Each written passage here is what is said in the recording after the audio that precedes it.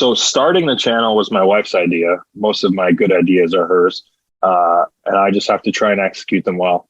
So for the YouTube channel, she just noticed that a lot of kind of like performers, entertainers, influencers all started their own brands on the side. And it kind of gives you a little bit of a safety net and another avenue of income and career. So when I'm potentially finished with wrestling, if that's ever the case, I have my own business, my own fan base that I've built on my own, that I can kind of survive on my own and thrive on my own. And that's always been the goal, is to be self-sufficient. And there's benefits for AEW too, where I have people that are tuning into the toy hunts because of the nostalgia and because the fandom of toys or pop culture that aren't wrestling fans and actually have no idea that I'm a wrestler, and then end up finding out about AEW through that and tuning in. And so it's growing the AEW fan base as well. But I think the best part about it is that I just get a hit of nostalgia. And that's kind of why I started the toy hunt videos themselves.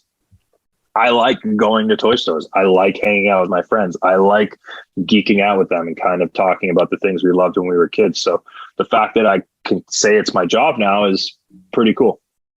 And you mentioned toys there. AEW, like in the past year or so, they have their own line of action figures, right? Wrestling action figures.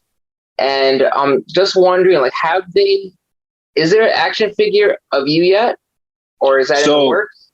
Yeah, so Jazzwares and AEW are like a match made in heaven, because when it comes to wrestling figures, AEW has the best figures.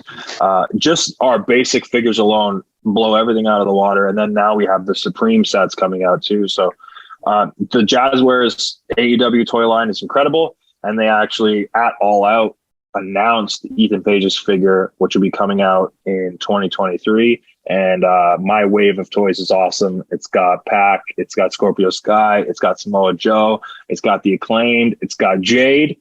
But Ethan Page gets his first figure in AEW coming soon. So it's very, very, very cool.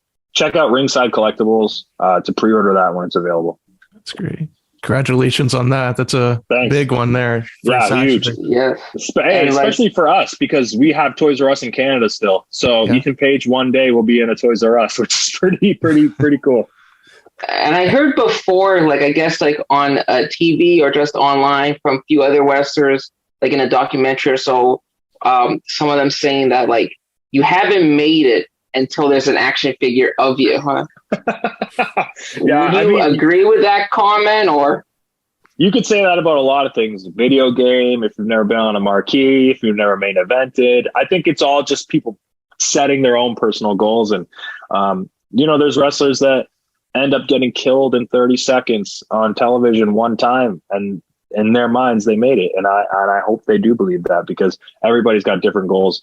For me personally, getting an action figure in a store that my grandparents could just accidentally see, that is making it 100%.